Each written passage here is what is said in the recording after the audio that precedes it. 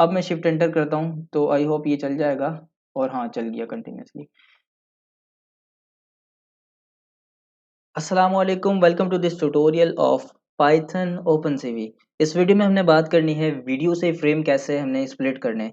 तो ये simple line of code है, थोड़ा सा मैं आपको ये चीज़ें, दो चीज़ें मैं आपको समझाता हूँ। सबसे पहले क्या करना है, आपने पाइथन का ओपन सीवी इंस्टॉल कर लेना है, जो कि एक पैकेज है पाइथन का।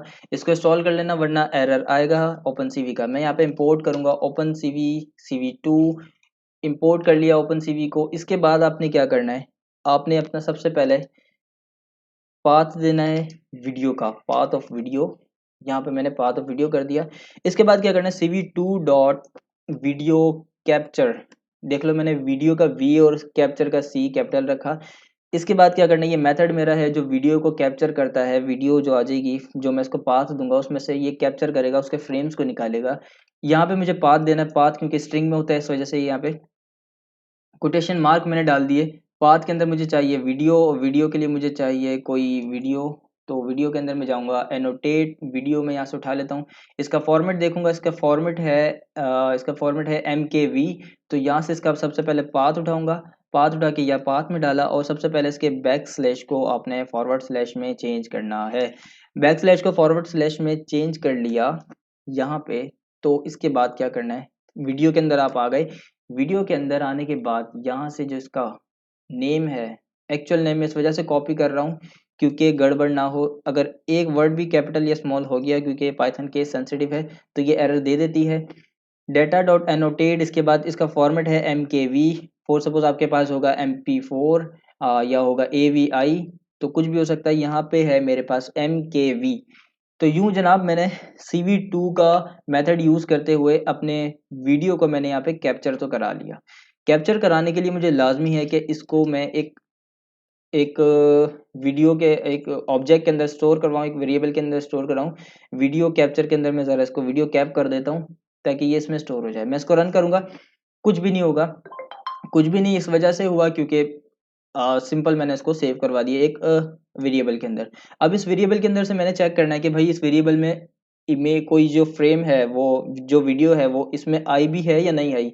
तो इसके लिए मेरे पास एक फंक्शन है वीडियो कैप से मैं निकालूंगा। वीडियो कैप में से इसका मैं एक और मेथड निकालूंगा। इस मेथड में क्या होता है कि वो रीड करेगा। वो रीड क्या करेगा, जो भी इसके अंदर आया है। अब जो भी से मतलब इसके अंदर वीडियो का पहला फ्रेम आया होगा, वो पहला फ्रेम आएगा यहाँ पे रीड हो जाएगा। और रीड हो जाने के बाद जैसे ही रीड होगा, मैं उसको इमेज के नाम से इमेज में सेव करा दूंगा। इसमें पहला फ्रेम आएगा, पहला फ्रेम जैसे आएगा वो इस इमेज में जाके सेव हो जाएगा।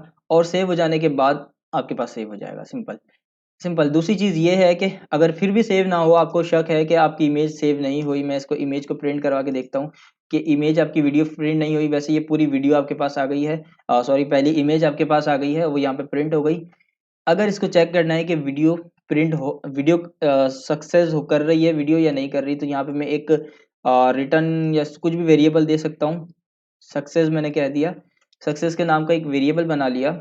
वो इस वेरिएबल का क्या मतलब है, ये वेरिएबल है, बूलियन वेरिएबल है ये बूलियन वेरिएबल ये करता है कि अगर इसमें फ्रेम में कोई भी वैल्यू आएगी तो ये बता देगा ट्रू, अगर नहीं आएगी तो ये कह देगा मुझे फॉल्स।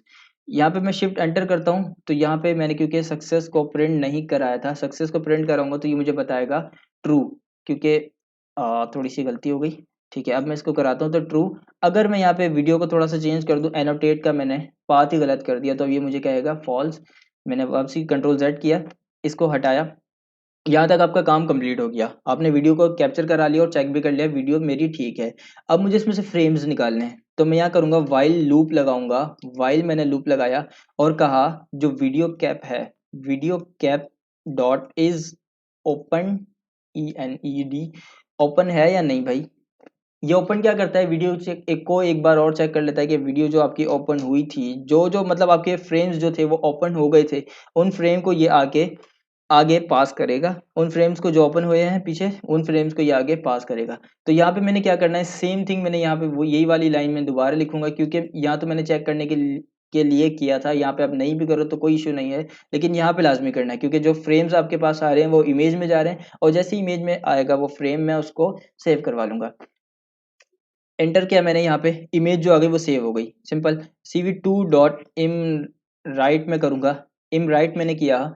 इम राइट करने के बाद अब इमराइट का फंक्शन ये करता है कि आपकी इमेज जो होती है उसको एक डेस्टिनेशन पाथ देके उस इमेज पे वो सेव करवा देता है। तो यहाँ पे मैंने इसको पाथ दिया, मैंने कहा भाई ये वाला मेरा पाथ है, इसी पाथ के ऊपर आप क्या करो, यहाँ तक वीडियो वाले फोल्डर के अंदर ले जाकर यहाँ पे आप इसको सेव करवा दो। अब मुझे सेव तो करवाना है, वीडियो कोई एक नाम तो है नहीं, मेरे मल्टीपल वीडियो के फ्रेम आएंगे और हो सकता उनके मुझे नाम भी मुझे डिफरेंट रखने हैं।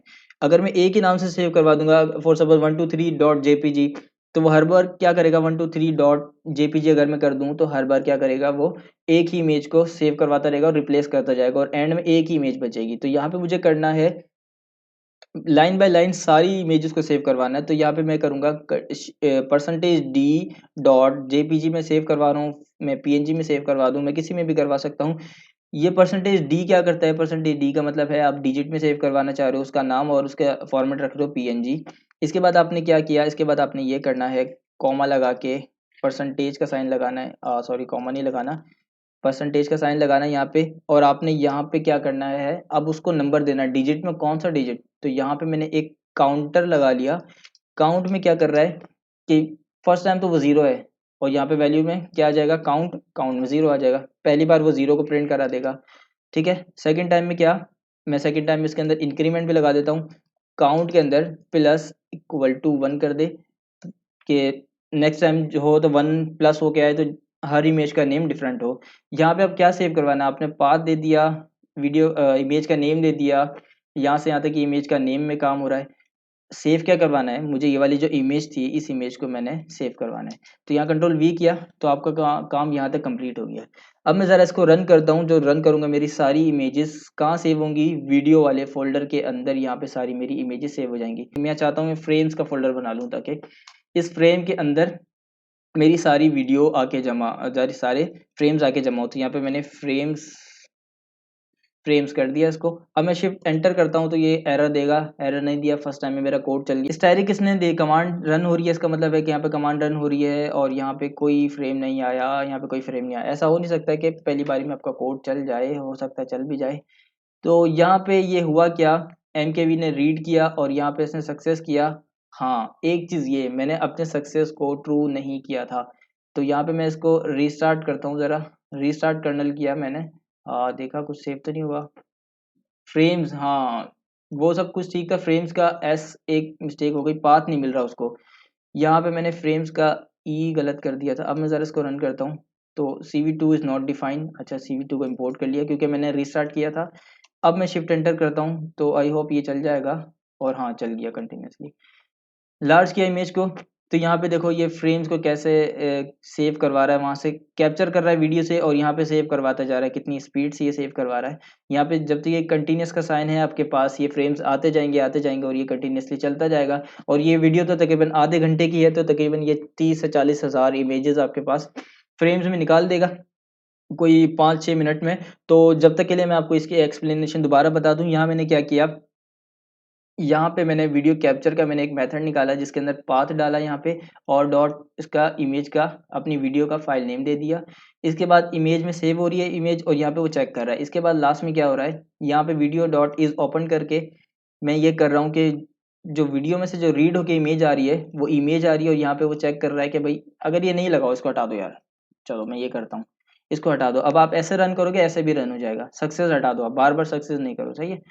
तो सक्सेस का यहाँ पे भी कोई काम नहीं, अगर यहाँ से भी आप हटा दो तो जब भी चल जाएगा और ये लाइन पे अगर आप हटा दो तो जब भी चल जाएगा। तो ये इतना शॉर्ट हो गया आपका कोड। आप ये कोड चलाएं और इसको भी आप भले से कैंसिल कर दें तो कोई इशू नहीं है। यहाँ पे आप कर दें ट्रू, यहाँ पे आप कर दें ट्रू।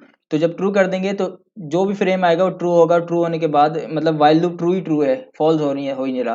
तो जितनी भी इमेज है आपकी, जितना भी फ्रेम्स हैं वो यहाँ पे आके रन हो जाएंगे और रन होने के बाद इस लोकेशन पे जाके वो सारी चीज़ें सेव हो जाएंगी। मैं ज़रा इसका कर्नल को रीस्टार्ट करता हूँ और ताकि ये कंटिन्यूसली, वरना तो बहुत सारे मेरे ड्राइव को फुल कर देगा। तो इस वीडियो के लिए इतना ही काफ़ी है। नेक्स्ट वीडियो में मैं ओपन सीवी की ही कुछ नई टेक्निक्स लेके आऊँगा आपके सामने, जो आपने वैसे तो नेट पे मौजूद है लेकिन मैं अपने तौर पे वीडियो बनाऊंगा ताकि आपको मेरी वीडियो से फ़ायदा हो। और thank you so much for your watching. Next video के लिए अपना ख्याल रखिए। अल्लाह हाफिज़।